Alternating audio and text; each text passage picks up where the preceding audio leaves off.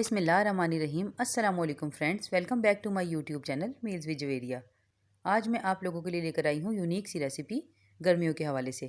ये रेसिपी मेरी पूरी फैमिली की ऑल टाइम फेवरेट है, तो सोचा आप लोगों के साथ भी शेयर कर दूँ। तो आप लोगों ने वीडियो को बिल्कुल भी स्किप नहीं करना, एंड तक देखना है, क्योंकि रेसिपी बहुत ही मज़ेदार और यम्मी बनने वाली है। ये पुदीने से बनकर तैयार होती है और पुदीना आपको पता है कि कितना फ़ायदेमंद होता है। तो चलिए फिर इसको स्टार्ट करते हैं। तो फ्रेंड्स, मज़ेदार सी ये रेसिपी बनाने के लिए मैंने बेसन लिया है आधा किलो और इसे अच्छे तरीके से छान लिया है। नमक इसमें जाएगा 1 टीस्पून, लाल मिर्च पाउडर 1 टीस्पून, गरम मसाला हाफ़ टी स्पून और पुदीने की मैंने 6 गठियाँ ली हैं और इन्हें मैंने अच्छे तरीके से धो लिया है और पत्तों को अलग कर दिया है। अब हम इसकी कटिंग कर लेते हैं।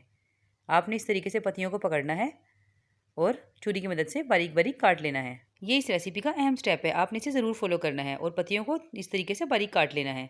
तो जब तक ये पत्तियाँ कट रही हैं, अगर आप लोगों को मेरी वीडियो पसंद आ रही है तो प्लीज़ मेरी वीडियो को लाइक कर दें, मेरे चैनल को सब्सक्राइब कर दें और साथ लगे बेल आइकन को दबा दें, ताकि मेरी हर नई आने वाली अपडेट आप सबसे पहले देख सकें। शुक्रिया।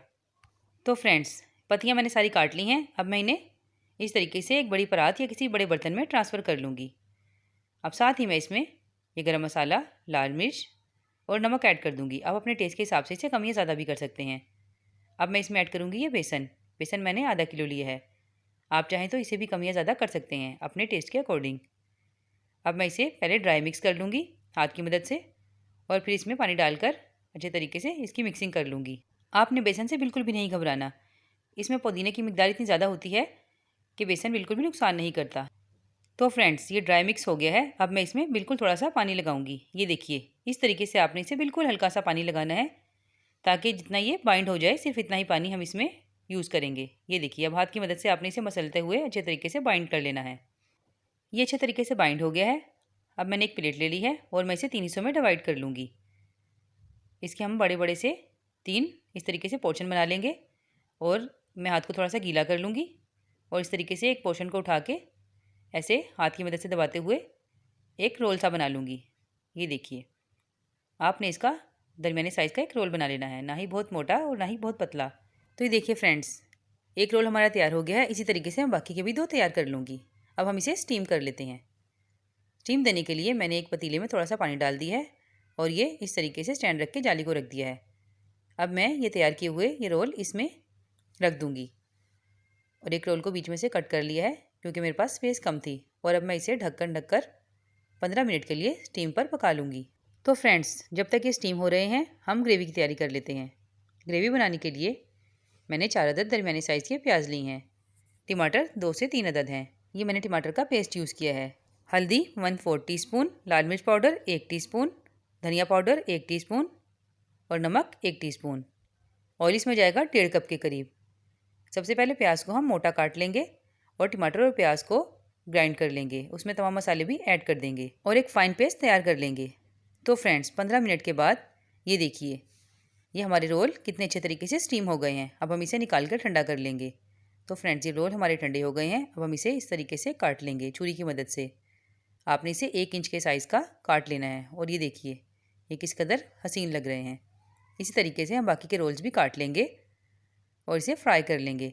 आप चाहें तो इसे इस तरीके से फ्राई करके भी खा सकते हैं इवनिंग स्नैक के तौर पर, और चाहें तो इसका सालन भी तैयार कर सकते हैं। दोनों ही तरीके से बहुत ही मज़ेदार लगते हैं। तो फ्रेंड्स, ये सारे रोल कट गए हैं। अब हम इसे ऑयल में फ्राई कर लेंगे। तो फ्रेंड्स, हमेशा की तरह मैंने कढ़ाई ले ली है, गैस को ऑन कर दी है। अब मैं इसमें ऑयल ऐड कर दूँगी। ऑयल इसमें तकरीबन 1.5 कप के करीब जाएगा। जैसे ही ऑयल हल्का सा गर्म होगा, मैं इसमें तमाम पतोरे ऐड कर दूँगी। जी हाँ, इसका नाम पतोरे है, क्योंकि ये पत्तों से मिलकर बने हैं, इसलिए हम इसे पतोरे कहेंगे या पतोरियाँ भी कह सकते हैं।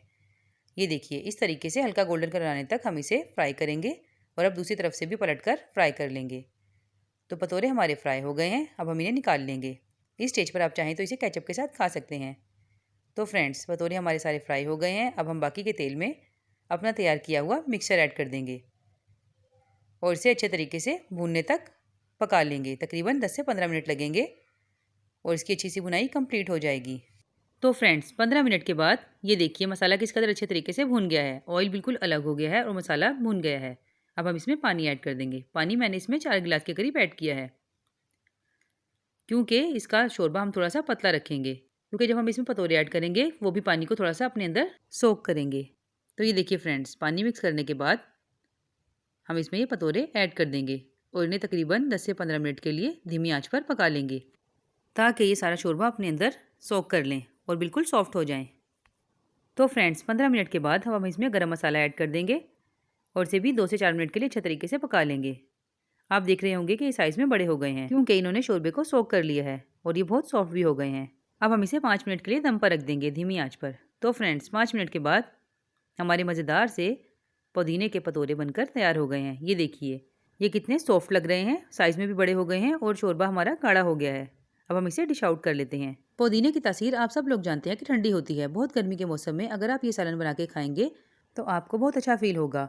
ये मेरे घर की बहुत फेवरेट डिश है। इवन कि मेरी 3 साल की बच्ची भी इसे बहुत शौक से खाती है। वो इसे बेसन के कोफ्ते कहती है। आप इसे क्या कहेंगे? जो भी नाम दें, ये बहुत ही मज़ेदार बनती है। आप अपने घर में इसे ट्राई ज़रूर कीजिएगा। फिर मिलूंगी आपसे ऐसी ही एक मज़ेदार रेसिपी के साथ। तब तक के लिए अपना बहुत ख्याल रखिएगा, दुआओं में याद रखिएगा। अल्लाह हाफिज़।